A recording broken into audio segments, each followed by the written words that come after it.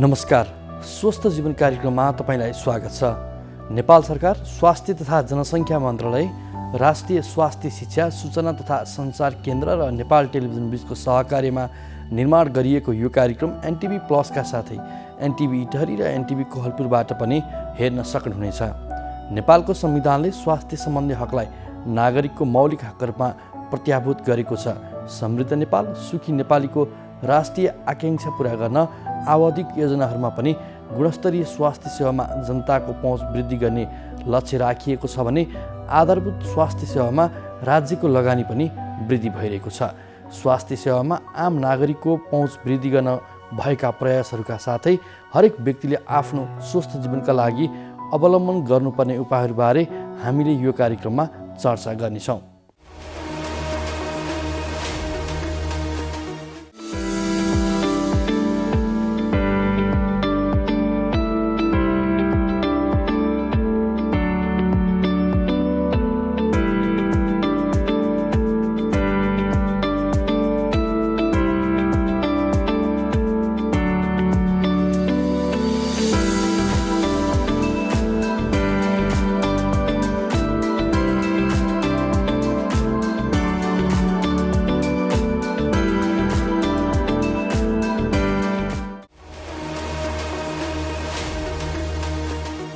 नेपालमा कोरोना सङ्क्रमण विस्तारमा कमी आउन सकेको छैन।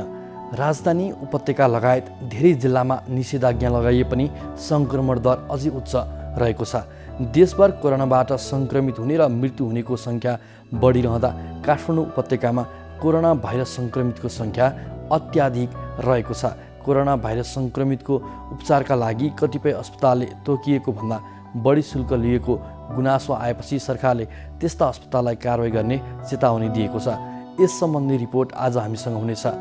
नेपालमा कोरोना भाइरसको सङ्क्रमण बढ्दो क्रममा छ। सङ्क्रमण बढेसँगै आवश्यक अस्पताल, शय्या, जनशक्ति, अक्सिजन र औषधि लगायतको व्यवस्था र तिनको व्यवस्थापनमा पनि तीव्र रूपमा काम भइरहेको छ। नयाँ भेरिएन्टसहित कोरोना भाइरस फैलिएपछि यसको नियन्त्रण र रोकथामका लागि विभिन्न प्रयासहरू भइरहेका छन्। सरकारले स्वास्थ्य प्रणालीभित्र र स्वास्थ्य प्रणाली बाहिरका साझेदारसँग सहकार्य गरी सङ्क्रमण रोकथामको प्रयास गरिरहेको छ। केन्द्रदेखि जिल्ला स्तरमा जनचेतनामूलक र सहयोग कार्यक्रम सञ्चालन गरिरहेको नेपाल रेड क्रस सोसाइटीको प्रयासबारे आज हामी चर्चा गर्नेछौँ। स्वस्थ जीवनका लागि हाम्रो जीवनशैली कस्तो हुनुपर्छ, यसबारे विज्ञको सुझाव पनि लिनेछौँ। सुरुमा यो विशेष रिपोर्ट।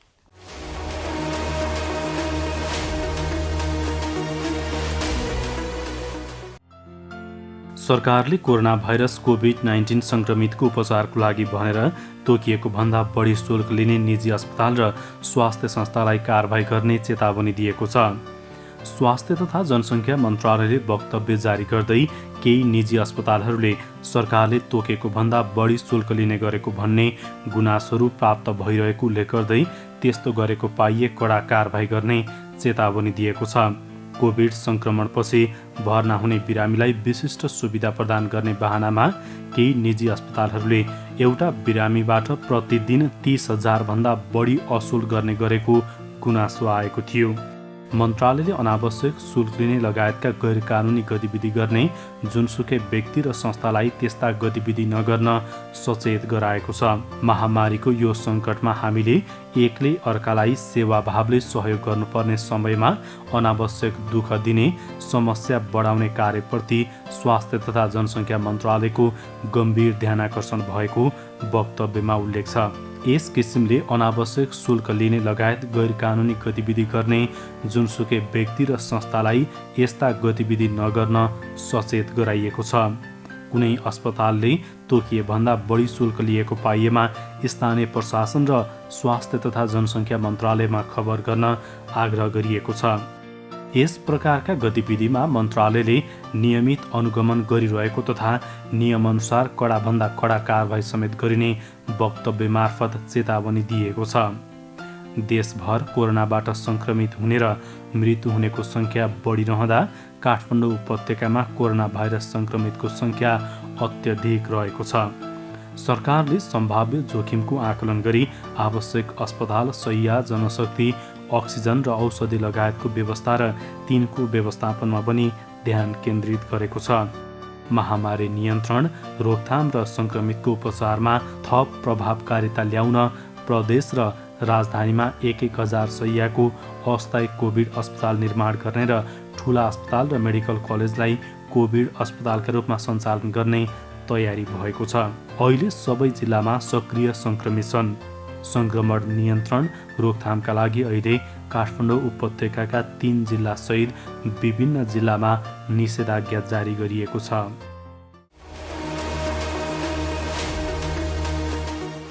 नमस्ते, म डाक्टर विज्ञा शाह र म मनोचिकित्सक हो।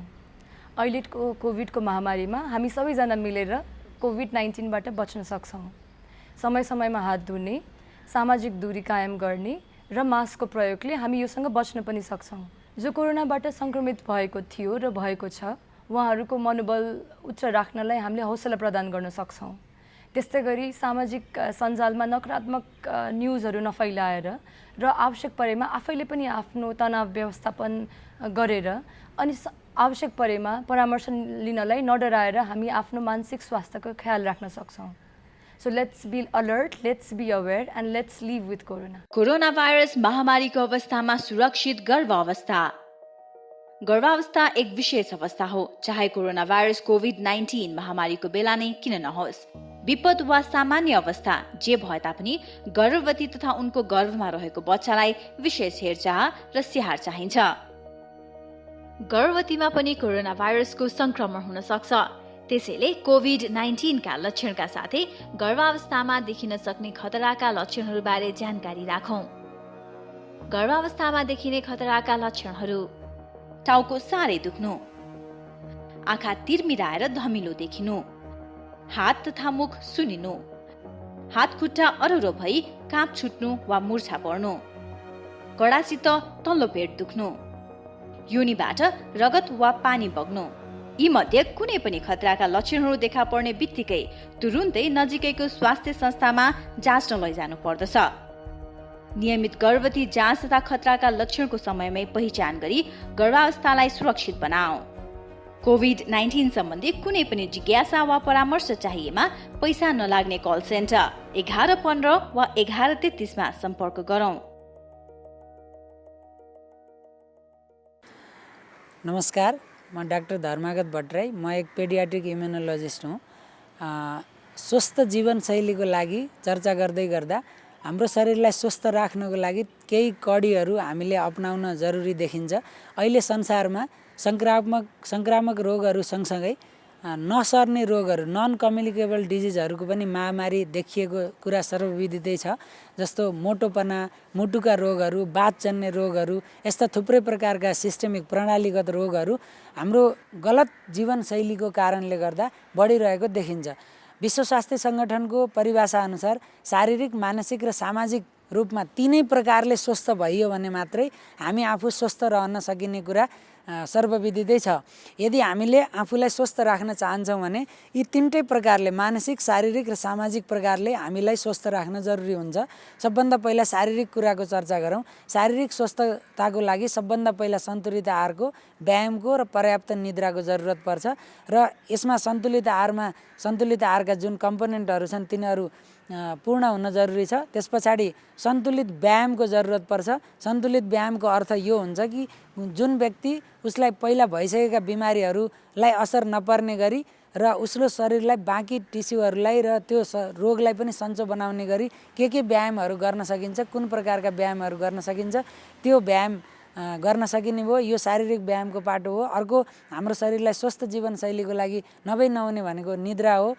र योभन्दा बाहिर स्ट्रेसफुल लाइफले हाम्रो शरीरलाई थुप्रै प्रकारका बिमारीहरू जन्माउने गर्छ। त्यसकारण हाम्रो शरीरलाई स्ट्रेस भनेको चिन्तामुक्त गराउनको लागि हामी थुप्रै प्रकारका हामीले ध्यान गर्न सक्छौँ। हामी यत्तिकै शान्त जीवनशैली अपनाउन सक्छौँ। त्यसको लागि थुप्रै प्रक्रियाहरू छन्, ध्यानका प्रक्रियाहरू पनि छन्, तिनीहरू अपनाउन सक्छौँ। यो एउटा पाटो भयो। यसले हाम्रो मानसिक स्वास्थ्यमा पनि एकदमै राम्रो महत्त्वपूर्ण भूमिका खेल्छ। र अर्को एउटा सामाजिक सोसल वेलबिङको कुरा हुन्छ। यी सबै कुराहरू ले हाम्रो शरीरको स्वस्थ जीवनशैलीमा टेवा पुर्याउन मद्दत गर्छ र अहिले संसारमा यो वैश्विक महामारी कोभिड-19 को महामारीको बेलामा पनि स्वस्थ जीवनशैली र हामीलाई हाम्रो शरीरको इम्युनिटी पावरलाई मजबुत राख्न अत्यन्तै महत्त्वपूर्ण कुरा हुन्छ।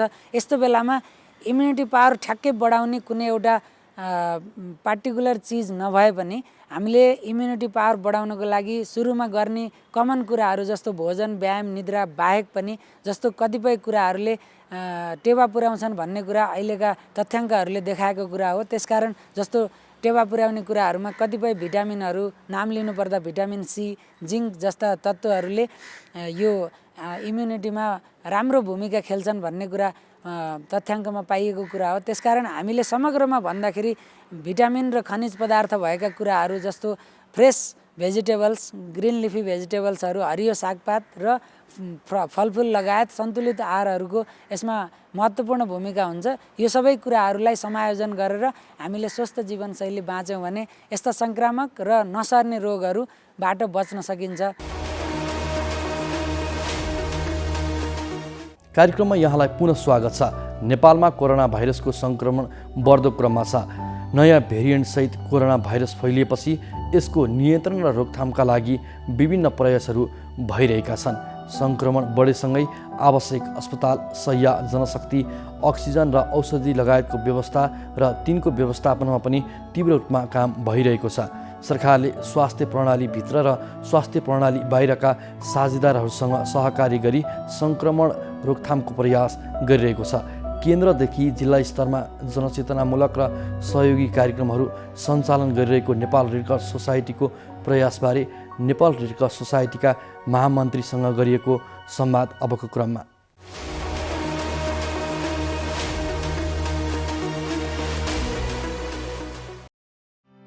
नेपालमा कोरोना भाइरसको सङ्क्रमण बढ्दो क्रममा छ। नयाँ भेरिएन्टसहित कोरोना भाइरस फैलिएपछि यसको नियन्त्रण र रोकथामको लागि विभिन्न प्रयास भइरहेको छ। सङ्क्रमण बढेसँगै आवश्यक अस्पताल, शय्या, जनशक्ति, अक्सिजन र औषधि लगायतको व्यवस्था र तिनको व्यवस्थापन पनि तीव्र रूपमा भइरहेको छ। सरकारले स्वास्थ्य प्रणालीभित्र र स्वास्थ्य प्रणाली बाहिरका साझेदारहरूसँग सहकार्य गरी सङ्क्रमण रोकथामको प्रयास गरिरहेको छ। यसै क्रममा नेपाल रेड क्रस सोसाइटीले पनि केन्द्रदेखि जिल्ला स्तरमा जनचेतनामूलक र सहयोग कार्यक्रमहरू सञ्चालन गरिरहेको छ। अहिले सङ्क्रमण तीव्र रूपमा फैलिरहेको बेला नेपाल रेड क्रस सोसाइटीले कोभिड-19 रोकथाम र प्रतिकारको लागि आपतकालीन सेवालाई अघि बढाएको छ। नेपाल रेड क्रस सोसाइटीले आपतकालीन अपरेसन सेन्टरलाई क्रियाशील बनाएको छ भने जनचेतनामूलक र सहयोग कार्यक्रमहरू केन्द्रदेखि जिल्लासम्म सञ्चालन गरिरहेको छ। यस्तै मनोवैज्ञानिक समस्या, महिला तथा बालबालिका हिंसा लगायतका विषयमा परामर्शको लागि विज्ञ समूह बनाइएको छ। रक्त सञ्चार केन्द्र, अस्पताल र स्वास्थ्य डेस्कमा रेड क्रस स्वयंसेवक परिचालन र व्यवस्थापनका साथै नेपाल रेड क्रस सोसाइटीले गरिरहेको जनचेतनामूलक र सहयोग कार्यक्रमहरूबारे हामीले नेपाल रेड क्रस सोसाइटीका महासचिव पीताम्बर अर्यालसँग संवाद गरेका छौँ।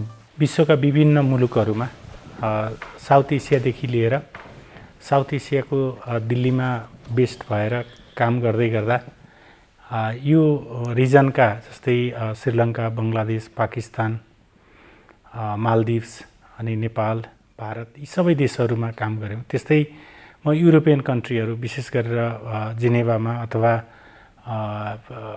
अनि मध्यपूर्वी क्षेत्रका अथवा मिडल इस्टको बेरुतमा अथवा यमनमा, त्यस्तै अफगानिस्तान विभिन्न देशहरूमा काम गर्ने अवसर रह्यो। यसरी काम गर्दै गर्दाखेरि अब डेभलपिङ कन्ट्रीहरू जुन विकासोन्मुख देशहरू छन् तिनीहरूको स्वास्थ्यको अवस्था अथवा स्थिति नाजुक नै छ। जस्तै अब अफगानिस्तानको अथवा यमनको कुरा गऱ्यौँ भने उनीहरू कुनै समयमा स्वास्थ्य स्थिति राम्रो भएका देशमै गनिने अवस्था थियो। तर पछिल्लो फेजमा चाहिँ जुन सशस्त्र द्वन्द्वको कारणले गर्दा उनीहरूको स्वास्थ्यको संरचनाहरू ध्वस्त भएको अवस्था छ। तर जहाँसम्म युरोप अथवा अरू शिक्षित मुलुकहरू, इभन यही श्रीलङ्काकै कुरा गऱ्यौँ भने उनीहरूको स्वास्थ्य अवस्था अथवा हेल्थ इन्डिकेटरलाई हेऱ्यौँ भने ज्यादै राम्रो छ। र यसरी हामीले यदि तुलना गरेर हेऱ्यौँ भने नेपालको सन्दर्भमा चाहिँ अझै पनि जनचेतनाको जुन रूपमा हुनुपर्ने त्यो लेभलको छैन। र हामीले जति प्रयासहरू गरेका छौँ अथवा राष्ट्रिय स्तरमा गरिएका प्रयासहरू त्यसमा के छ भने सेल्फ अवेरनेसको महत्त्वपूर्ण भूमिका हुन्छ। हामी व्यक्ति आफै पहिला सचेत हुनुपर्ने हुन्छ र दोस्रो कुरा के छ भने आफूले गरेका कामहरूले समुदायमा सकारात्मक अथवा नकारात्मक प्रभाव के पार्छ भन्ने कुरा महत्त्वपूर्ण हुन्छ। म यो उदाहरण यहाँलाई के दिन खोजेको भने जस्तै लकडाउन हुनुभन्दा अगाडि हामी ओपनली हिँड्यौँ अथवा ठुलो मासमा हामी हिँडेका छौँ, कार्यक्रमहरू गरेका छौँ। जब सरकारले निर्णय गर्यो अनि लकडाउन भएपछि हिजो नफैलने अनि घोषणा गरेपछि फैलने भएको त होइन नि, किनभने यो ट्रान्समिसन त भइरहेको छ। त्यसले गर्दा के भने हामी आफै पनि सजग हुनुपर्ने कति ठाउँहरूमा। त्यो कारणले गर्दाखेरि एउटा त सेल्फ एक्चुअलाइजेसनको कुरा जुन छ अथवा आफूले सचेत भएर चाहिँ समुदायमा कति कन्ट्रिब्युट गर्ने भन्ने कुरा सायद यो विकासोन्मुख मुलुकहरूको ठुलो समस्या हो। जहाँसम्म व्यवहार सुरक्षित व्यवहारको सन्दर्भको कुरा गर्दा 20 मार्चमा म क्यानाडामा जाँदै थिएँ। जाँदाखेरि मैले मास्क लगाएको थिएँ। लगाउँदाखेरि एयरपोर्टमै के भयो भने उहाँहरूले सोध्नुभयो कि तपाईँ किन मास्क लगाउनु भएको भने मैले भने अहिले त कोभिडको यस्तो ट्रान्समिसन छ, मास्क त लगाउनै पर्ने हो, यसले त हामी ट्रान्समिसनको साइकललाई रोक्न चाहन्छौँ भनेर भन्यौँ। त्यो भन्दाखेरि उहाँहरूले ठिकै छ भन्नु भने विकसित देशहरूमा नि केही यस्ता प्र्याक्टिसेसहरू छन् जुन राम्रोसँग पहिला प्रयोग भएका थिएनन्। जस्तै मास्कको कुरा गर्नुभयो भने युएसमा मास्कलाई इन्फोर्स गर्नको लागि ठुलो गाह्रो भयो। जस्तै क्यानाडा युरोपियन कन्ट्रीहरूले यसलाई त्यति सहज रूपमा लिएनन्। तर पछि के गरे त भन्दा धेरै इभिडेन्सहरू ल्याइसकेपछि दिस इज म्यान्डेटोरी भनेपछि धेरै त्यसै कारणले त्यो रिस्क पनि बढी भयो र त्यो दर पनि बढी भयो। एक्ज्याक्टली। त्यसले गर्दा त्यो मानेमा हामी चाहिँ केही हदसम्म कम्प्रोमाइज पनि गर्छौँ। सबै मैले नेगेटिभ रूपमा लिन चाहन्न, किनभने हामीले कम्प्रोमाइज पनि कति गरेका हुन्छौँ। आफ्नै अधिकारहरू मास्क लगाउने भनेको कहिलेकाहीँ यदि अमेरिका क्यानाडामा जानुभयो भने यो व्यक्तिको स्वतन्त्रताको हननको कुरा पनि ल्याउँछ मान्छेले। तर के चाहिँ हो भने यदि कसैलाई सरेर अर्को मान्छेको स्वास्थ्य नै असर गर्छ भने हाम्रो कारणले अर्कोलाई सर्छ भने त्यतिखेर हामीले त्यो पनि सोच्नुपर्ने हुन्छ। तर जहाँसम्म यहाँले राख्नुभयो कि स्वास्थ्य संरचनाको कुराहरू विकसित देशहरूमा स्वास्थ्य जस्तै अस्पतालहरूको व्यवस्थापन अथवा स्वास्थ्य बिमाका कुराहरू जस्तै रिस्क पुलिङ गर्ने काम हुन्छ अथवा रिस्क ट्रान्सफर गर्ने कामहरू हुन्छ। त्यसले गर्दाखेरि हामी त्यो पाटोमा चाहिँ हामी धेरै पछाडि छौँ। जस्तै एम्बुलेन्स सेवाको कुरा, रक्त सञ्चार सम्बन्धी सेवाका कुराहरू अथवा अन्य स्वास्थ्य सेवाको कुराहरू गऱ्यौँ भने त्यहाँको सरकारले ठुलो भूमिका निर्वाह गरेको हुन्छ। तर के हुन्छ भने जनताले ट्याक्स पे गर्छ। अब डेभलप्ड कन्ट्रीको हिसाबमा हेर्नु भने अराउन्ड 25-30-35% ट्याक्स तिर्छ। हुन त अहिले नेपालमा पनि ट्याक्स त तिरिन्छ, तर पनि यसको अझै पनि हामीले सही सदुपयोग हुन सकेको अवस्था चाहिँ छैन। त्यो कारणले यो पाटोमा एउटा त ल एन्ड इन्फोर्समेन्ट गर्ने निकाय पनि एकदमै स्ट्रङली आउनुपर्छ मेरो बुझाइमा। किनभने अरू मुलुकहरूमा सर्टेन पब्लिक हेल्थको जब इस्यु आउँछ सरकारले गरेको निर्णयलाई कसैले पनि अभोइड गर्नै सक्दैन, पालना गर्छ। तर हाम्रोमा के छ भने पालना गरे हुन्छ। हामीका स्वास्थ्य शिक्षाको अभाव कि स्वास्थ्य चेतनाको अभाव? यो दुईटै कुरा हो। एउटा चेतनाको कमी छ, त्यसकारण नै एजुकेसन चाहिने हो। तर एजुकेसन दिने मात्रै लिने मात्रै विषय होइन कि यो व्यवहारमा परिवर्तन पनि ल्याउनु पर्यो। शिक्षा र चेतना फरक कुरा हो। फरक कुरा हो। जस्तै अब म यहाँलाई एउटा उदाहरण दिन्छु कि होइन कोभिडकै सन्दर्भ अथवा अरू कुरो गर्दा जस्तै हामीले ब्रस गर्नुपर्छ हामी भन्यौँ, तर ब्रस गर्दाखेरि ओरल हाइजिनलाई मद्दत गर्छ भन्ने कुरा जानकारी राख्ने एउटा कुरा हो। तर दैनिक ब्रस गरिन्छ गरिन्न भन्ने कुरा अर्को पाटो हो नि। त्यो कारणले गर्दा चेतना एउटा पाटो हो। तर यसलाई व्यवहारमा परिवर्तन भएको छ कि छैन अथवा त्यो लिने कुरा कहिलेकाहीँ एजुकेसन दिनेमा इट्सेल्फ चाहिँ महत्त्वपूर्ण हुँदैन। हामीले धेरै मान्छेलाई पढायौँ तर त्यो लेभलको व्यवहार परिवर्तन भएन भने त एजुकेसनले रिजल्ट त दिन सकेन। त्यो चाहिँ अलिकति ल्याकिङ छ। एक्ज्याक्टली। हाम्रोमा त्यो पाटो चाहिँ अलि ल्याकिङ छ। जस्तै अब यहाँ चाहिँ एउटा कस्तो संस्थामा र कस्तो भूमिकामा हुनुहुन्छ भने यहाँले चाहिँ अहिले क्राइसिस हो यो कोरोनाको, त्यो बेलामा पनि महत्त्वपूर्ण भूमिका निर्वाह गर्नुपर्ने ठाउँमा हुनुहुन्छ। अब जतिखेर सशस्त्र द्वन्द्व भयो त्यो बेलामा पनि रेड क्रसले अत्यन्तै महत्त्वपूर्ण भूमिका निर्वाह गर्यो होइन। यो संस्था चाहिँ अत्यन्तै संवेदनशील संस्थामा हुनुहुन्छ क्या। जस्तै अहिले हाम्रो नेपालको स्थिति हेर्दाखेरि नेपालका कोरोनालाई नै हामी फोकस गरौँ आज कुराकानीमा होइन। रेड क्रसको त धेरै भेग इस्यु छ, धेरै भेग क्षेत्र छ, त्यसलाई हामी पछि कुरा गर्ला। यो विषयलाई हेर्दाखेरि नेपालको अवस्थामा अहिलेका च्यालेन्जहरू के छन् हाम्रा? यसमा म 2-3टा कुराहरू राखौँ। नेपाल रेड क्रस सोसाइटीले जब कोरोना जुन बाहिर आयो अथवा यसको पत्ता लगाइसकेपछि WHO अथवा अन्य निकायहरूले घोषणा गर्ने अवस्थादेखि नै हामीले कामहरू सुरु गरेका हौँ। त्यो भनेको फ्रम दि भेरी बिगिनिङ धेरै किसिमको कामहरू पार्टनरहरूसँगको पनि सहकार्यमा रिसोर्सहरूलाई मोबिलाइज गरेर प्लानहरू बनाउने, त्यसपछि एक किसिमको एप्रोच पेपर र केही की प्रायोरिटिजहरू सेट गरेर हामीले अगाडि बढ्यौँ। त्यो भन्नुको अर्थ दुई तीनटा कुरा। एउटा त अनगोइङ हाम्रा स्वास्थ्य सेवाहरूलाई जुन फ्ल्यागसिप प्रोग्राम हामी भन्ने गर्छौँ, जस्तै एम्बुलेन्स भयो अथवा रक्त सञ्चार भयो अथवा विपद सम्बन्धी कुराहरू भए, यी कुरालाई निरन्तर रूपमा अगाडि लैजाने भनेर हामीले भन्यौँ। यो मैले किन राख्न खोजेको भन्दाखेरि वास्तवमा नेपाल रेड क्रस सोसाइटीले कोरोनाको रेस्पोन्स गर्दै गर्दा अथवा यसका स्वयंसेवकहरूले कोरोनाको रेस्पोन्स गर्दै गर्दा फ्लड, ल्यान्डस्लाइड अथवा आगलागी भयो, पहिरो आयो अथवा बाढी आयो भने त्यसमा हामी कोरोना गर्दैछौँ, we just wait for that भन्न पनि सकिँदैन। त्यस कारणले सँगसँगै जानुपर्ने अवस्थामा हामी सबै यी कार्यक्रमहरूलाई प्रायोरिटीमा राखेर लिएर गयौँ। र एम्बुलेन्सकै सन्दर्भमा कुरा गर्दाखेरि अब सुरुमा हामीसँग के थियो भने त्यो ट्रान्समिसन हुने, किनभने त्यो कम्पार्टमेन्टहरू नभएको अवस्था। हाम्रा धेरै एम्बुलेन्सहरू ग्रेड सी का छन्, ग वर्गका। त्यो भनेको त्यो अझै पनि स्तरीय छैन, न्यूनतम खालका सुविधाहरू पनि छैनन्। एक्ज्याक्टली। त्यो भनेको ट्रान्सपोर्टेसन भेहिकलको रूपमा उनीहरूले काम गरेका छन्। एम्बुलेन्स भने त अलिक फरक हुन्छ, त्यसमा प्यारामेडिक्सहरू होला, अक्सिजनको सिलिन्डर होला, सर्टेन इक्विपमेन्ट्सहरू हुन्छन्, त्यो सबै व्यवस्था। तर अहिले ग्रेजुअल्ली हामीले त्यसलाई पनि अपग्रेड गरेर आउँदैछौँ। र सुरुमै हामीले 75 जिल्लामा सञ्चालित एम्बुलेन्स सेवालाई प्रभावकारी रूपमा अगाडि ल्याउनको लागि त्यहाँ कम्पार्टमेन्टको व्यवस्था गर्ने र त्यहाँ काम गर्ने हाम्रा फ्रन्टलाइन वर्कर, ड्राइभर अथवा स्वास्थ्य कर्मीहरूलाई पिपिजहरू अथवा सुरक्षाका सामग्रीहरू दिने कामहरू हामीले गऱ्यौँ। त्यस्तै ब्लड ट्रान्सफ्युजनमा कार्यरत जति पनि कर्मचारीहरू अथवा स्वयंसेवकहरू छन् तिनीहरू पनि एकदमै जोखिममा छन्। अहिले कोभिडको जुन ट्रान्समिसन रेट हो नि, त्यो एकदमै ऱ्यापिड छ। हाम्रा चुनौती भनेको एउटा त फ्रन्टलाइन वर्करहरूलाई नै हाम्रा सेवाहरू निरन्तर रूपमा सञ्चालन गर्नुपर्ने छ। सेवाहरू निरन्तर रूपमा सञ्चालन गर्नु भनेको चाहे त्यो एम्बुलेन्स सेवा होस्, चाहे रक्त सञ्चारको सेवा होस् अथवा इभन विपदको, त्यस्तो अवस्थामा खटेका हाम्रा भोलिन्टियरहरू अथवा कर्मचारीहरूलाई सुरक्षाको सामग्रीहरू अहिले नै हेर्नुभयो भने बजारमा तपाईँले फुल गाउन, पिपिजहरू यस्ता चिजहरू अहिले एभाइलेबल एडिक्वेट मात्रामा छैन र त्यसको लागि पनि स्रोतको आवश्यकता हुन्छ। दोस्रो कुरा के छ भने हामीले ब्लड ट्रान्सफ्युजनको कुरा गर्दा यो पनि लाइफलाइन सर्भिस हो। एकदमै आपतमा परेको अवस्थामा व्यक्तिको जीवन रक्षा गर्नको लागि, बचाउनको लागि दिइने चिज हो। तर अहिले के छ भने हामी ब्लड डोनेसन कार्यक्रमै गर्न सक्दैनौँ। अरू मेडिसिनहरू तपाईँ किनेर अथवा फ्याक्ट्रीबाट उत्पादन हुन्छ, ब्लड त हुँदैन नि, यो त डोनेसन गरेर प्राप्त गर्ने हो। र रेड क्रसले कहिल्यै पनि ब्लड किन्ने पनि बिक्री गर्ने केही गर्दैन।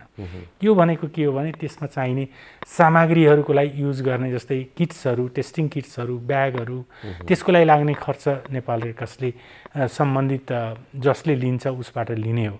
यो कस्ट रिकभरी मेकानिजमबाट अगाडि बढाउने चिज छ। तर अहिले के भयो भने डोनरहरू विगतको बिचको पिरियडमा जुन फर्स्ट वेभ घटेर गइसकेपछि जब लकडाउन खुला भयो अनि हाम्रो ब्लड डोनेसनको कार्यक्रम अलिक बढेको थियो, तर अहिले फेरि घट्दो छ। त्यो भएपछि जस्तै अप्ठ्यारोमा भएका क्रिटिकल बिरामीहरू त हस्पिटलमा नहुने कुरा हुँदैन, ब्लडको डिमान्ड त कन्टिन्यू हुन्छ नि, होला नयाँ सर्जरीहरू नहोलान्, तर सिभियर केसहरूको त सर्जरी भइराखेको हुन्छ, त्यतिखेर ब्लडको आवश्यकता हुन्छ। ब्लड चाहिने भनेकै एकदमै अप्ठ्यारोमा रहेका बिरामीहरूको लागि हो भने अर्को कुरा के छ भने यसलाई कन्टिन्यू गर्न, डिमान्ड पूर्ति गर्न गाह्रो छ। र अर्को समस्या अहिले चाहिँ अब यो त म पछि पनि सेयर गर्न चाहन्थेँ, तैपनि यो आम जनसमुदायलाई हामीले भन्नै पर्ने हुन्छ कि नेपालमा, काठमाडौँकै म तुलना गर्छु, अहिले केही हस्पिटलहरूले त्यहाँ 300 रुपियाँ लिनुहुन्छ एउटा ब्लड ब्यागको। केही हस्पिटलहरू, नाफा नकमाउने हस्पिटलहरूले नै 2100-2200 लिएको अवस्था छ।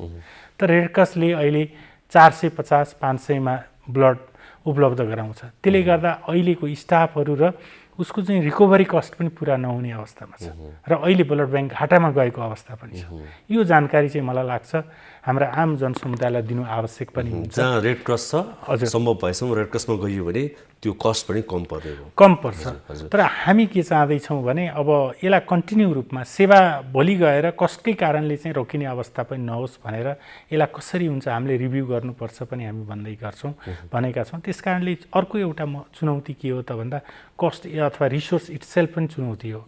मैले किन यो राखेँ त भन्दाखेरि अहिलेसम्म भर्खरै हामीले यो टिचिङ हस्पिटल विशेष गरेर बाल स्वास्थ्य उसमा चाहिँ अहिले थ्यालेसेमिया अथवा केही बिरामीहरूको लागि चाहिँ ब्लड चाहिँ उपलब्ध गराउने त्यसको कस्ट चाहिँ सरकारले दिने भन्ने खालको कुरा भयो। अदरवाइज नेपाल रेड क्रस सोसाइटीले जुन रक्त सञ्चारको कार्यक्रम सञ्चालन गर्नको लागि सरकारबाट कुनै किसिमको आर्थिक सहयोग प्राप्त गरेको छैन। त्यो कारणले गर्दा यो इन्स्टिट्युसन यो कार्यक्रम र यो सेवालाई चाहिँ कन्टिन्यू लैजानको लागि हामी एकदमै अप्ठ्यारोमा परेको अवस्था पनि हो। तर यो भन्दै गर्दा हालसम्म अहिले अधिराज्यव्यापी रहेका हाम्रा रक्त सञ्चार सेवा केन्द्रहरूले सेवाहरू दिइराखेका छन्। अब म अर्को महत्त्वपूर्ण पाटो के राख्छु भने सेफ्टी र सेक्युरिटी अर्को पाटो हो। जस्तै ट्रान्समिसन साइकललाई हामीले ब्रेक गर्नु पर्यो अथवा होल्डिङ सेन्टर क्वारेन्टाइन सेन्टरमा सेवा दिनु पर्यो भने हामीले हाम्रा भोलिन्टियरहरू मोबिलाइज गर्नुपर्छ। त्यो मोबिलाइज गर्नको लागि चाहिँ हामीले सुरक्षाका सम्पूर्ण साधनहरू स्रोतहरू दिनुपर्ने हुन्छ, जुन अहिले अभावको अवस्था छ। यी मेजर च्यालेन्जेसहरू हुन्। अरू च्यालेन्जेसहरू त वास्तवमा देशकै सरकारले अहिले फेस गरेको अवस्था छ। हस्पिटल बेडहरू अहिले फुल्ली अकुपाई भएको अवस्था हो, अक्सिजनहरू उपलब्ध नभएको अवस्था हो। त्यो चाहिँ नेसनल एउटा चाहिँ क्राइसिसको रूपमा छ भने नेपाल रेड क्रस इट्सेल्फले सञ्चालन गर्ने सेवाहरूलाई पनि प्रभावकारी रूपमा अगाडि लैजानको लागि हामीले धेरै ट्राई पनि गरेका छौँ र सेवा निरन्तर भएको छ। तर अझ सुधार गर्नको लागि यी केही चुनौतीहरू छन्। हजुर, जस्तै अब रेड क्रसले आफ्ना सेवाहरू दिने क्रममा अब हामीले अघि पनि अलिकति कुरा गऱ्यौँ, द्वन्द्वको समय होस् या अरू बेला होस्, क्राइसिसमा होस्, काम त गरिरहेको 242वटा एम्बुलेन्स छन् देशभरि होइन। अब रक्त सञ्चार केन्द्रहरू छन्, त्यहाँबाट ब्लडको लागि अहिले पनि यस्तै कामहरू गरिरहेको छ। अहिलेको यो महामारीको समयमा चाहिँ कस्ता सेवाहरू अहिले रेड क्रसले पुर्याइरहेको छ, सर्वसाधारणले कस्ता सेवा लिन सक्नुहुन्छ रेड क्रसबाट? बिना अवरोध सेवाहरू सञ्चालन गर्ने भनेका छौँ। त्यो भनेको रक्त सञ्चार सेवा नै हो, अर्को एम्बुलेन्स सेवा हो, अर्को विपद सम्बन्धी पूर्व तयारी प्रतिकार्य सेवा हो। यी कामहरू चाहिँ निरन्तर अगाडि लाने भनेका छौँ। तर यो कार्यक्रमहरूलाई अगाडि लैजानको लागि पनि कोरोनाबाट कसरी सुरक्षित भएर अगाडि जाने, हामीले दिने सेवा चाहिँ सुरक्षित रूपमा कसरी दिने भन्ने महत्त्वपूर्ण पक्ष हो। त्यो कारणले यहाँले सुन्नुभयो होला, कोरोनाको पहिलो वेभमा पनि कति ठाउँहरूमा धेरै एम्बुलेन्सहरूले डेड बडीहरू अथवा कोरोनाको पोजिटिभ केसहरूलाई ट्रान्सपोर्टै गरेनन्। तर नेपाल रेड क्रस सोसाइटीका एम्बुलेन्सहरूले त्यो सेवा प्रदान गरेको थियो र अहिले पनि हामी त्यसमा डिस्क्रिमिनेसन गर्दैनौँ र गर्नु हुँदैन भन्ने हाम्रो मान्यता चाहिँ रहेको छ। भने यो पाटोलाई चाहिँ हामीले एउटा प्रोटोकल सुरक्षाको गाइडलाइन्स बनाएका छौँ। त्यो गाइडलाइन्सलाई प्रयोग गरेर हामीले अहिले पनि हाम्रो अफिस 24 घन्टा खुला हुन्छ। त्यसमा चाहिँ हो हामी फुल टाइम स्टाफ, हिजोको दिनमा नर्मल टाइममा जसरी स्टाफहरू थिए त्यसरी अहिले रहँदैन, एकदमै सीमित स्टाफहरूबाट हामीले काम गरेका छौँ। तर हाम्रो इमर्जेन्सी अपरेसन सेन्टर पनि कन्टिन्यू छ, हाम्रा रक्त सञ्चारका सेवाहरू पनि कन्टिन्यू छन्, निरन्तर रूपमा चलेका छन् र एम्बुलेन्स सेवाहरू पनि चलेका छन्। अब चाहिँ अर्को कुरा के छ भने हामीले यति मात्रै काम गरेको चाहिँ होइन। यो मेसेज चाहिँ आम जनसमुदायमा जानु आवश्यक होला। नेपाल रेड क्रस सोसाइटीले अहिले सञ्चालन गर्दै आएका जति पनि विकासमूलक कामहरू, विपद जोखिम न्यूनीकरण अथवा स्वास्थ्य सेवा अथवा खानेपानी तथा सरसफाइ, यी यस्ता खालका कार्यक्रमहरू जसलाई हामीले डेभलपमेन्ट प्रोग्रामहरू भन्ने गर्छौँ, जनताको दैनिक जीवनसँग सम्बन्धित भएका विषयहरू छन्। यी कार्यक्रमहरू विशेष गरेर रेजिलियन्स बिल्डिङको लागि सञ्चालन गर्ने कार्यक्रमहरू, यस्ता खालका कार्यक्रमहरूलाई चाहिँ अहिले स्थगन गरेर कोरोनाको प्रतिकार्यको लागि अथवा जोखिम न्यूनीकरणको लागि हामीले काम गरेका छौँ। र यसको लागि चाहिँ एउटा मैले अघि पनि ब्रिफली सेयर गरेँ कि एप्रोच पेपर बनायौँ, प्रिपेयर्डनेस र रेस्पोन्स प्लान बनायौँ, अनि त्यसपछि हामीले प्रायोरिटिजहरू एउटा चाहिँ रिस्क कम्युनिकेसन र रिस्क कम्युनिकेसन अनि कम्युनिटी इङ्गेजमेन्ट एन्ड एकाउन्टेबिलिटी भनेर त्यो भनेको जोखिम सञ्चार कसरी अरूलाई बचाउने। जस्तै अहिले के छ भने म्यासिभ लेभलमा चाहिँ माइग्रेन्ट वर्करहरू नेपाल आएको अवस्था छ। सबै पोजिटिभ त छैनन् नि, अथवा टेस्ट नगर्दासम्म पोजिटिभ हो कि नेगेटिभ बाहिरबाट हेरेर थाहा हुँदैन। र कति केसमा त अहिले एसिम्प्टोमेटिक छ, लक्षण पनि हिजोका दिनमा रुगा लाग्ने हो, अहिलेको अवस्थामा त त्यो लक्षणहरू पनि अलिक फरक भएर आएको छ। यो जुन भाइरस छ यो म्युटेट भएर धेरै खालका भेरिएन्टहरू आएको हुनाले हिजोको अवस्थामा देखिएको र अहिलेको यसका लक्षणहरू विभिन्न कुराहरू फरक भएर आएका छन्। त्यो कारणले गर्दा आफू सुरक्षित रहनुहोस् र अरूलाई सुरक्षित पनि राख्नुहोस् भन्नको लागि हामीले चाहिँ यो रिस्क कम्युनिकेसन जोखिम सञ्चारको कामहरू गरेका छौँ। अलमोस्ट अधिराज्यका करिब 50-60 जिल्लामा यो कार्यक्रमहरू सञ्चालित छ।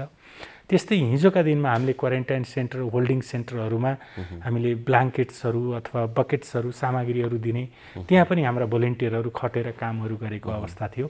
र अहिले पनि नेपाल रेड क्रस सोसाइटीले आज बिहान पनि हामी पार्टनरहरूको मिटिङ गरेका थियौँ र यो ट्रान्जिट पोइन्ट्सहरू जहाँबाट चाहिँ माइग्रेन्ट वर्करहरू हाई भोल्युममा आउँछन् त्यो ठाउँमा चाहिँ हामीले हेल्प डेस्कहरू स्थापना गर्ने र त्यहाँ कम्युनिकेसनहरू राम्रोसँग दिने यो व्यवस्था गर्ने भनेर हामी यसमा लागेका छौँ र विगतमा पनि यो काम म्यासिभ रूपमा अगाडि बढेको छ। जस्तै अब अहिले ब्लड डोनेसनको कामहरू त बन्द छ, अलमोस्ट बन्दैछ होइन, यो ब्लडको मागलाई कसरी पुरा गरिराखेको छ? कम्युनिटीमा पनि सचेत गरेर जुन स्वस्थ डोनरहरू भनौँ न लक्षणहरू नभएको र त्यो सुरक्षाका स्वास्थ्य सुरक्षाका सबै विधिहरूलाई चाहिँ प्रयोग गरेर अथवा मापदण्ड पुरा गरेर अहिले पनि हामीले ब्लड डोनेसन क्याम्पहरू चलाएका छौँ। तर जुन म्यासिभ लेभलमा चाहिँ हिजो आउँथ्यो डिमान्ड त एकदम हाई छ नि, त्यो तुलनामा चाहिँ सप्लाई कम भएको कारणले अलिक गाह्रो र चुनौतीपूर्ण चाहिँ। हजुर, अझ जस्तै अलिकति प्लाज्मा थेरापीको कुरा पनि गरौँ न। हजुर, रेड क्रसले इनिसिएसन लिएर हुनाले हजुर प्लाज्मा ब्याङ्कको पनि कुरा आइरहेको थियो। हजुर, प्लाज्मा थेरापी अहिले पनि त्यत्तिकै इफेक्टिभ छ, त्यही अनुसार अगाडि बढिरहेछ? यो अगाडि बढेको छ।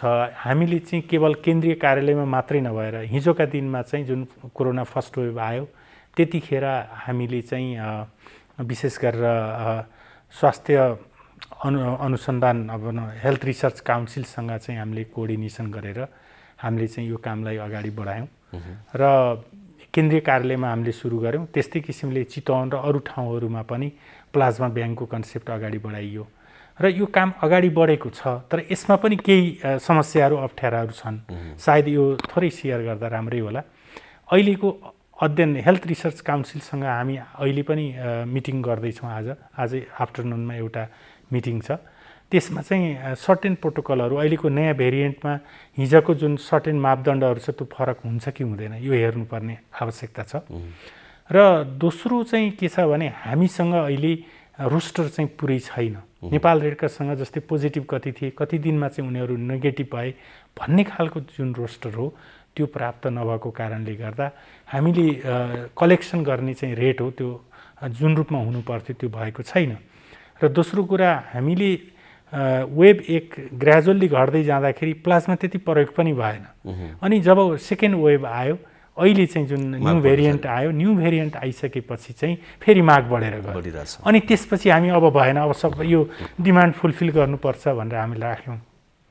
हुन त यसलाई प्रिजर्भ अलि राख्न सकिन्छ, जस्तै अरू ब्लड जस्तो हुँदैन, तैपनि के हुन्छ भने मागै नहुने चिजलाई राखेर पनि अवस्था भएन। त्यो कारणले हिजो हामीले त्यो गरेको अवस्था होइन, सेवा कन्टिन्यू छ। र जस्तै अहिले चितवनमा हामीसँग स्टिल प्लाज्मा हामीसँग छ, यहीँ काठमाडौँमा पनि थियो, हिजो मात्रै अहिले स्टक आउट भएको छ भन्ने कुरा आयो, तर हामी फेरि त्यसलाई कन्टिन्यू गर्छौँ।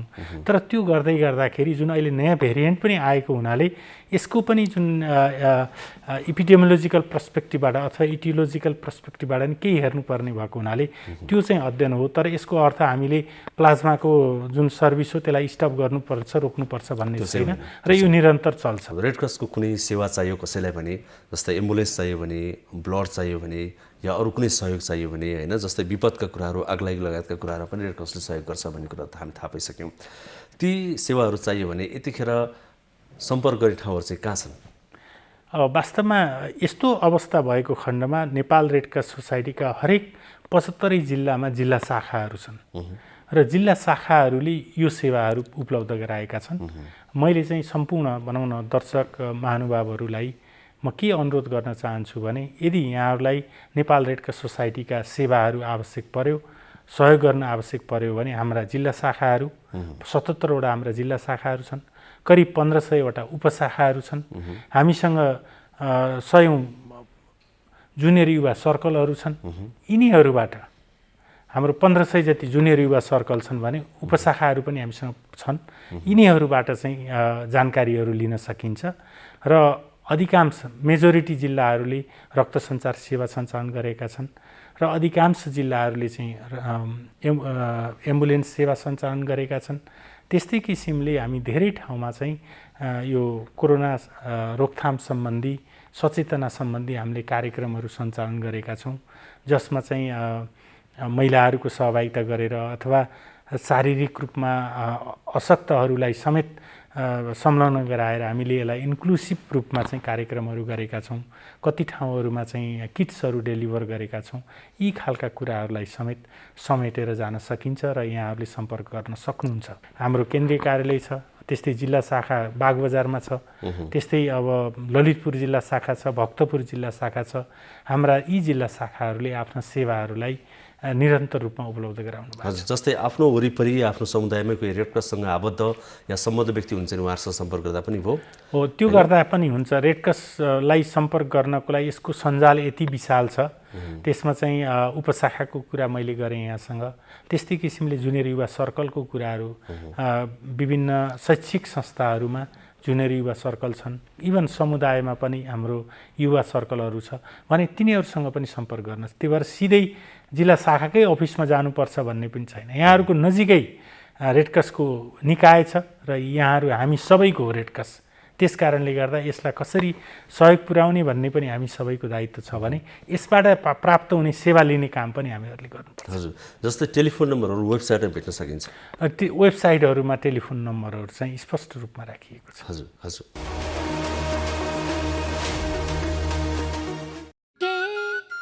हात धुन्छौ र साबुन पानीले धुन्छु नि, कति बेला धुन्छौ र छिनछिनमै धुन्छु नि।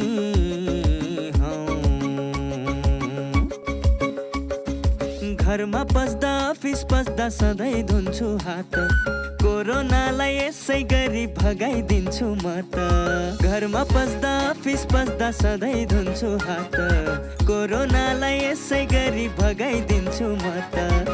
भान्सा छिर्नु अगाडि, खाना खानु अगाडि, जहाँ त्यही छोएपछि हातले छोपी खोकेपछि। हात धुन्छौ र साबुन पानीले धुन्छु नि, कति बेला धुन्छौ र छिनछिनमै धुन्छु नि। कोरोनाबाट बच्ने 3 उपायहरू: व्यक्ति व्यक्ति बीच 2 मिटर टाढा बस्ने, घरबाट बाहिर निस्कँदा मास्क लगाउने र बेला बेलामा साबुन पानीले मिची 20 सेकेन्डसम्म हात धुने। कोरोनाबाट आफू पनि बचाउँ र अरूलाई पनि बचाउँ। अब नसा सम्बन्धी रोग र कोभिडको चाहिँ कुरा गर्दाखेरि अरू मानिसहरूलाई जसरी यो कोभिडले असर गर्छ, नसा सम्बन्धी बिरामीहरूलाई पनि असर गर्ने तरिकाहरू तिनीहरू नै हो। र सावधानीका तरिकाहरू जुन छन् तिनीहरू पनि नसा सम्बन्धी बिरामीले अरू छुट्टै किसिमको सावधानी त्यस्तो कुनै लिनु पर्दैन। जुन सावधानीहरू अरू मानिसहरूले लिनुहुन्छ, अरू बिरामीहरूले लिनुहुन्छ, त्यही सावधानीहरूबाट हामी नसा सम्बन्धी हुने यसका असरहरूबाट पनि बच्न सकिन्छ। अब कहिलेकाहीँ चाहिँ नसा सम्बन्धी बिरामीहरू पहिल्यैदेखि धेरै सिकिस्त हुनाले चाहिँ यसको असर वा यसको जटिलताहरू जुन छ तिनीहरू चाहिँ यो बिरामीहरूमा, नसाको बिरामीहरूसँगमा चाहिँ बढी असरहरू देखिन सक्छ। र त्यस्तो कुनै शङ्का लाग्यो भने चाहिँ तुरुन्तै हामी हस्पिटल जानु पर्यो र हामीले चाहिँ हेल्थ फेसिलिटिजको जुन छ त्यो चाहिँ सुविधा छिटो लिइहाल्नु पर्यो। नानु, होमवर्क सक्यो त? गर्दैछु बुवा। कस्तो चुरोट गनाएको। होइन, चुरोट खाएकै छैन। थाहा छ। हजुरले कौसीमा, घर बाहिर आँगनमा, बाटोमा चुरोट खाएर हिँडेको देखेको छु मैले। कहिलेकाहीँ मात्रै हो के? अब छोड्छु। के गर्नु, बानी लागेपछि। सुन्नुहोस्, हजुरले चुरोट खानुभयो, हजुरलाई त असर गर्छ नै। हजुरले खाएको चुरोटको धुवाले हामीलाई पनि रोगी बनाउँछ। हामी रोगी भएको हजुरलाई मनपर्छ? होइन, मलाई त तिमी स्वस्थ फुर्तिलो भएको पो मनपर्छ। त्यसो भए सुन्नुहोस् बा, हाम्रो सरले भन्नुभएको चुरोटको धुवाको 3 तहको असर हुन्छ अरे। First hand, second hand, third hand. होइन, के हो नानु यो first hand, second hand, third hand भनेको? जसले चुरोट खायो उसलाई चुरोटको धुवाले फर्स्ट ह्यान्ड असर गर्छ। सँगै बस्ने मान्छेलाई चुरोटको धुवाले सेकेन्ड ह्यान्ड असर गर्छ, जुन धेरै हानिकारक हुन्छ। त्यो अहिले मलाई भइरहेको छ। सरी नानु, अनि यो थर्ड ह्यान्ड भनेको के नि? हजुरले जुन ठाउँमा बसेर चुरोट खानुभयो त्यो ठाउँमा पछिसम्म चुरोटको धुवाको असर रहिरहन्छ। त्यही ठाउँमा पछि आएर बस्ने मानिसलाई पनि असर गर्छ। त्यो थर्ड ह्यान्ड भयो। ए, बुझेँ। यो त ठुलो अपराध पो रहेछ। अब म प्रतिज्ञा गर्छु, आजैदेखि धुम्रपान त्याग गर्छु। धन्यवाद बुवा।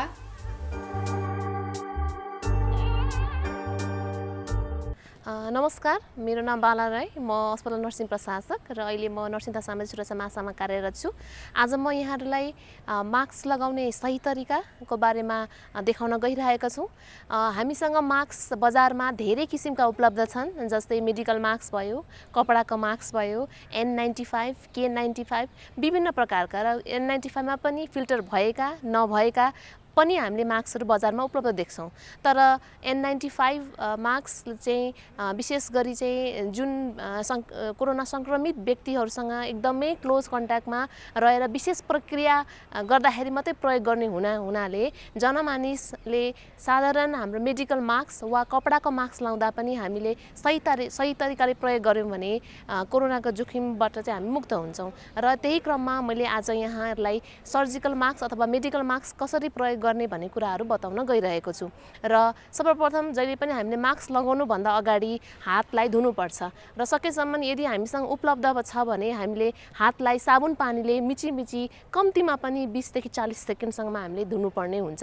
तर यदि हामीसँग हात धुने वातावरण छैन, अनुकूल नभएको अवस्थामा हामीले सेनिटाइजर प्रयोग गरेर पनि हातलाई सेनिटाइज गर्न चाहिँ सक्छौँ। अब म सेनिटाइज गरेर मास्क लगाउन चाहिँ सुरु गर्दैछु। हामीसँग यहाँ सेनिटाइजर छ र अब यो सेनिटाइजरलाई हामीले साधारणतया चाहिँ यसरी हातले थिचेर लिनुभन्दा पनि हामीले आफ्नो कुइनाबाट यसरी थिचेर लिँदाखेरि अझै सङ्क्रमणको जोखिमलाई चाहिँ कम हुन्छ। र यो सेनिटाइजर हामीले पर्याप्त मात्रामा पुग्ने गरी लिनुपर्ने हुन्छ।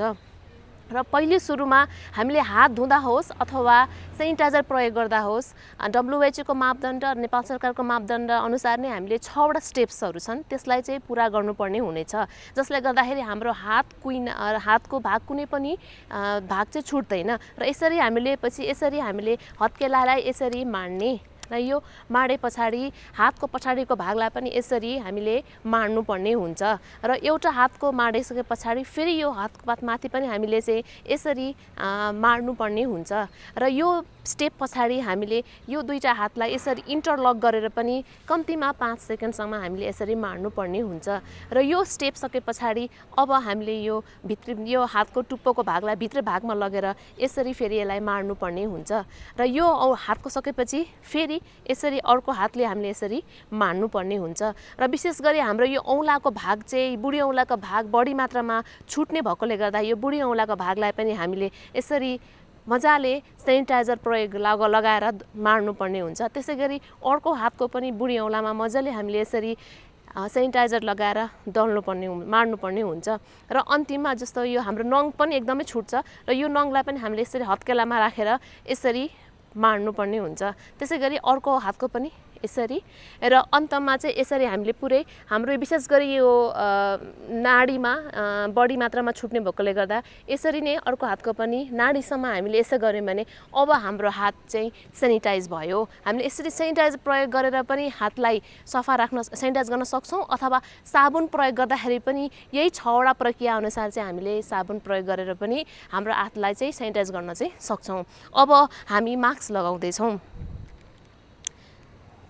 हामीले मास्कमा अहिले हेर्दाखेरि यो मेडिकल मास्क हो र हामी जनमानिसले यो मेडिकल मास्कको सही प्रयोग गर्दाखेरि पनि कोरोनाको सङ्क्रमणलाई कम गर्न सक्छौँ। र नयाँ मास्क प्रयोग गर्दाखेरि जहिले पनि हामीले यसरी इलास्टिक ब्यान्डलाई समाउने, यो बाहिरी भाग अथवा भित्री भागलाई हातले छुनु हुँदैन। र यो मेडिकल मास्कमा पनि 3टा पत्रहरू हुन्छ, त 3टा लेयर हुन्छन् र यो 3टा लेयरले चाहिँ आफ्नो काम गरेका हुन्छन् हैन। र हामीले मास्कको छनौट गर्दाखेरि पनि यो 3टा लेयर भएको मास्कको छनौट गर्नुपर्ने हुन्छ। र यसरी अब हामीले हेर्दाखेरि बजारमा विभिन्न किसिमका लेयर मास्कहरू हुन्छ, जस्तो साधारणतया चाहिँ यो निलो रङकै हुन्छ, तर सेता रङको पनि मास्कहरू पाइन्छ। त्यसको लागि अगाडि पछाडि भाग कसरी छुट्याउने भन्दाखेरि यो अगाडिको भागमा यहाँले देख्नु भएको छ होला, यो प्लेटहरू के छ त तलतिर चाहिँ गएको छ र अलिकति गाढा निलो रङमा छ। त्यसै गरी भित्री भागमा सेतो र अलिकति हल्का रङमा हुन्छ र यो प्लेटहरू चाहिँ माथितिर फर्केको हुन्छ।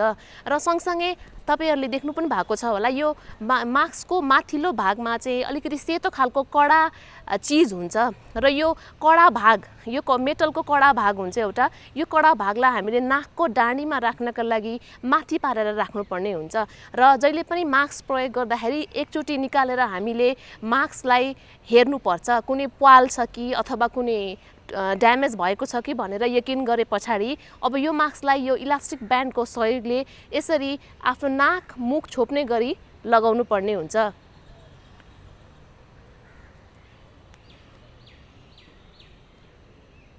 यो लगाएपछि अघि भने जस्तै यो नाकको यो जुन कडा भागको डाँडीलाई हामीले यसरी आफ्नो नाकको बनावट अनुसार चाहिँ यसलाई मिलाउनु पर्ने हुन्छ र मिलाउँदाखेरि यसरी हामीले अनुहारमा फिट हुने गरी हाले मिलाउनु पर्छ र त्यस पछाडि यो तल अब यो चिउडालाई पनि छोप्नु पर्ने भएकोले गर्दा यो नाकको डाँडीलाई समाएर यो चिउडाको भागलाई पनि यसरी हामीले तानेर यसरी मिलाउनु पर्ने हुन्छ। अब हाम्रो नाक मुख र चिउडा पूर्ण रूपले छोपियो। अब यो मास्क लगाएपछि हामीले यो बाहिरको भागलाई हातले छुनु हुँदैन।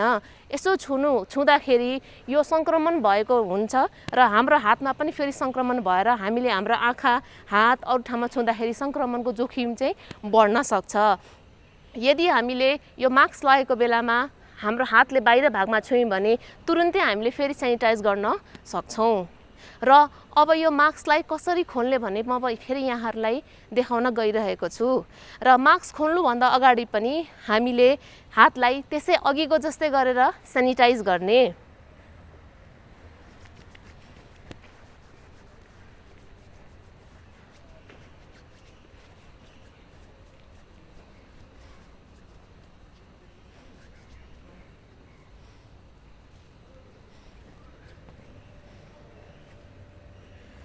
अब यदि हातमा देखिने खालको फोहोरहरू छन् भने हातलाई साबुन पानीले धुनुपर्छ। यदि देखिने फोहोर छ भने अनि देखिने फोहोर नभएको अवस्थामा अथवा साबुन पानी नभएको अवस्थामा हामीले सेनिटाइज गर्न सक्छौँ। र यो मास्क निकाल्दाखेरि अलिकति आफू यस अलिकति अगाडि झुके पछाडि कतै पनि नछोइकन यो कानको इलास्टिक ब्यान्डलाई यसरी निकाल्ने र निकाले पछाडि हामीले यसरी एउटा प्लास्टिक ब्यागमा राख्ने र यो प्लास्टिक ब्यागलाई यसरी हामीले मुख बन्द गरेर यसलाई ढक्कन भएको डस्टबिनमा हामीले यसरी विसर्जन गर्न सक्छौँ। र यसरी राम्रो व्यवस्थित गरेर हामीले मास्कलाई विसर्जन गर्यौँ भने सङ्क्रमणको जोखिमलाई कम गर्न सक्छौँ। दर्शकवृन्द, स्वस्थ जीवनशैलीका लागि स्वस्थ खानपान, सरसफाइ र व्यायामलाई आफ्नो दिनचर्याको हिस्सा बनाउन विज्ञहरूले सुझाव दिन्छन्। अव्यवस्थित दिनचर्याले हाम्रो स्वास्थ्यमा प्रतिकूल असर परिरहेको हुन्छ। स्वस्थ जीवनका लागि खानपान, बानी व्यवहार, जीवनशैली आदिमा ध्यान दिनुपर्छ।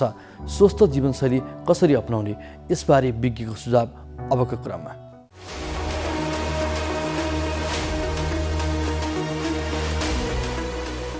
नमस्कार सबैलाई, म डाक्टर रमेश महर्जन, म इमर्जेन्सी फिजिसियन।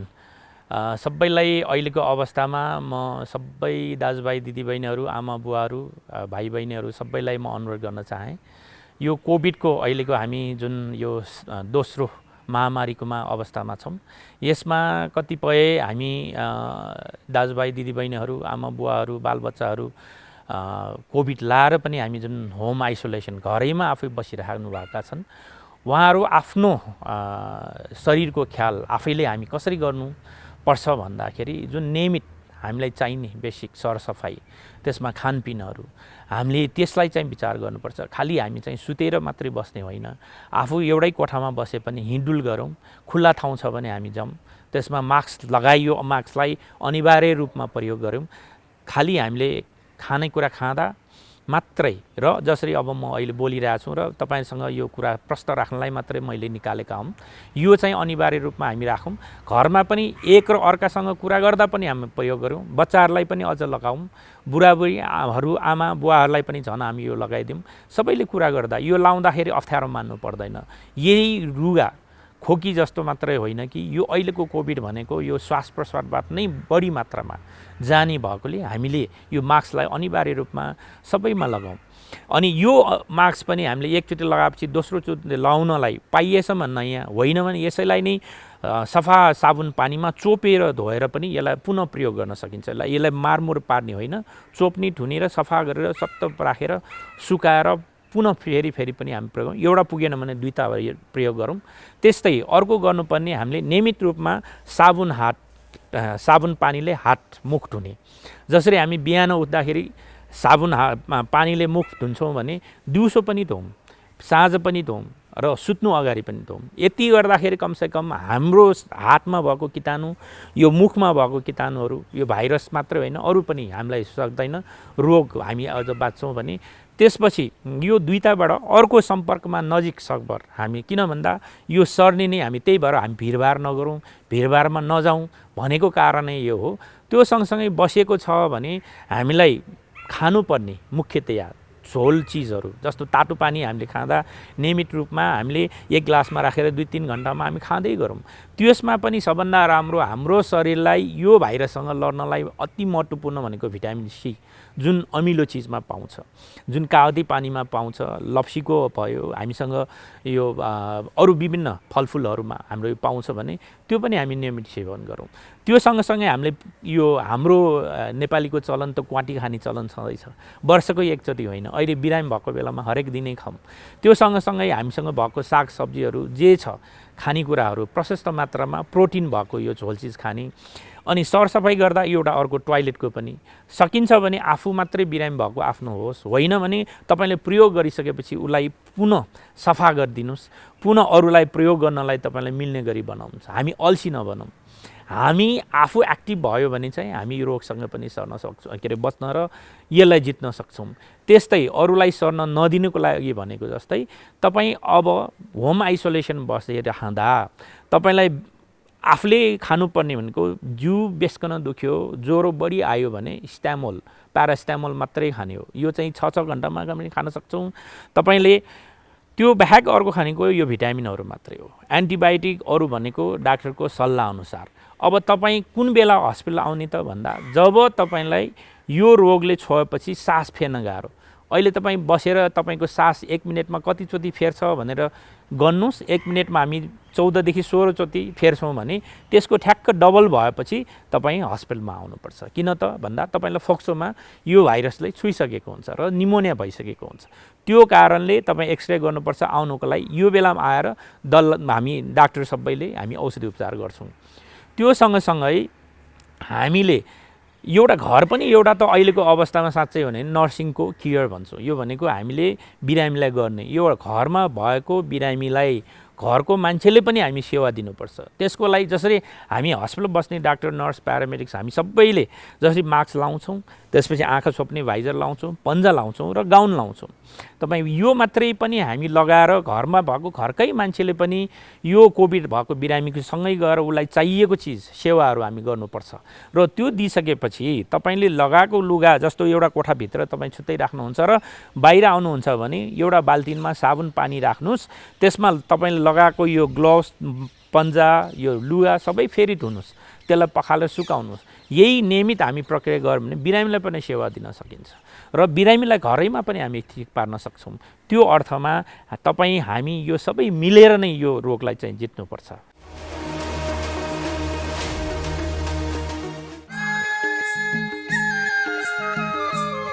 साउजी एउटा चुरोट दिनुहोस् न।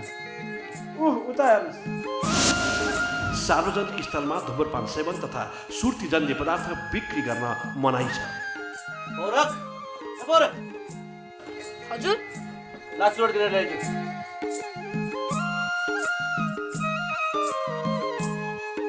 खै एकपल्ट चुरोट दिनुहोस् त।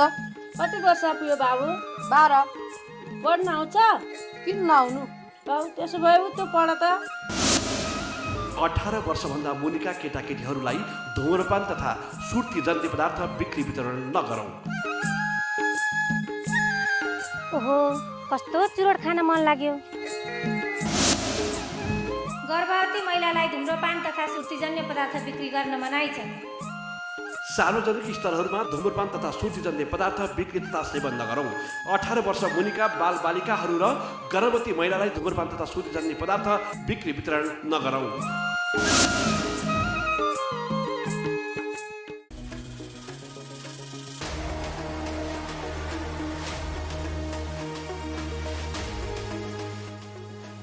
कार्यक्रम स्वस्थ जीवन हरेक दिन एनटिभी प्लसबाट बिहान 7 देखि 8 बजेसम्म र पुनः साँझ 5 देखि 6 बजेसम्म, एनटिभी कोहलपुरबाट दिउँसो 1 देखि 2 बजेसम्म र एनटिभी इटहरीबाट दिउँसो 2 देखि 3 बजेसम्म प्रसारण हुने गरेको छ। स्वास्थ्य सम्बन्धी यहाँहरूको कुनै जिज्ञासा या समस्या भएमा हामी सम्बन्धित विज्ञहरूबाट समाधान खोजी कार्यक्रममा प्रसारण गर्नेछौँ। हामीलाई सम्पर्क गर्ने माध्यमहरू यस प्रकार छन्: फोन, एसएमएस तथा भाइबरको लागि 98 43 52 93 97, इमेल swasthjivan@ntv.org.np। यस कार्यक्रमको बारेमा आफ्नो सल्लाह, सुझाव र प्रतिक्रिया पनि यहाँहरूले यिनै माध्यम मार्फत दिन सक्नुहुनेछ। साथै कार्यक्रममा के कस्ता सामग्री, विषय वा विज्ञहरू समेट्नु पर्ला भन्ने विषयमा पनि सुझाव दिन सक्नुहुन्छ। कार्यक्रम यहाँहरूले सामाजिक सञ्जाल मार्फत पनि हेर्न सक्नुहुनेछ। YouTube Nepal television, mobile application Nepal television, Facebook facebook.com/neptv2041। अब भने हामी कार्यक्रमको अन्त्यतिर आइपुगेका छौँ। नेपालमा कोरोना सङ्क्रमण विस्तारमा कमी आउन सकेको छैन। राजधानी उपत्यका लगायत धेरै जिल्लामा निषेधाज्ञा लगाइए पनि सङ्क्रमण दर अझै उच्च छ। सङ्क्रमितको उपचारका लागि कतिपय अस्पतालले तोकिएको भन्दा बढी शुल्क लिएको गुनासो आएपछि सरकारले त्यस्ता अस्पताललाई कारबाही गर्ने चेतावनी पनि दिएको छ। यस सम्बन्धी रिपोर्ट आज हामीले प्रस्तुत गर्यौँ। नेपालमा कोरोना भाइरसको सङ्क्रमण बढेसँगै आवश्यक अस्पताल, शय्या, जनशक्ति र अक्सिजन, औषधि लगायतको व्यवस्था र तिनको व्यवस्थापनमा पनि तीव्र रूपमा काम भइरहेको छ। सरकारले स्वास्थ्य प्रणालीभित्र र स्वास्थ्य प्रणाली बाहिरका साझेदारहरूसँग सहकारी गरी सङ्क्रमण रोकथामको प्रयास गरिरहेको छ। केन्द्रदेखि जिल्ला स्तरमा जनचेतनामूलक र सहयोगी कार्यक्रमहरू सञ्चालन गरिरहेको नेपाल रेड क्रस सोसाइटीको प्रयासबारे आज हामीले संवाद प्रस्तुत गर्यौँ। साथै स्वस्थ जीवनका लागि हाम्रो जीवनशैली कस्तो हुनुपर्छ यसबारे विज्ञको सुझाव पनि लियौँ। आजको लागि स्वस्थ जीवन कार्यक्रमको समय सकिएको छ। यो कार्यक्रम तपाईँले नेपाल टेलिभिजनको वेबसाइट www.nepaltvonline.com तथा नेपाल टेलिभिजनको मोबाइल एप, फेसबुक, युट्युब जस्ता सामाजिक सञ्जालमा पनि हेर्न सक्नुहुनेछ। यो कार्यक्रममा तपाईँका स्वास्थ्य सम्बन्धी समस्या, सरकारले प्रवाह गरेका स्वास्थ्य सेवा अथवा हाम्रो कार्यक्रमको बारेमा कुनै जिज्ञासा भए हामीलाई सम्पर्क गर्न सक्नुहुनेछ। सम्पर्क माध्यम हामीले टेलिभिजन स्क्रिनमा देखाइरहेका छौँ। तपाईँका समस्यालाई हामीले सरकारी अधिकारी वा विज्ञ मार्फत समाधान गर्ने प्रयास गर्नेछौँ। आजको लागि हामी सबैलाई बिदा दिनुहोस्। नमस्कार।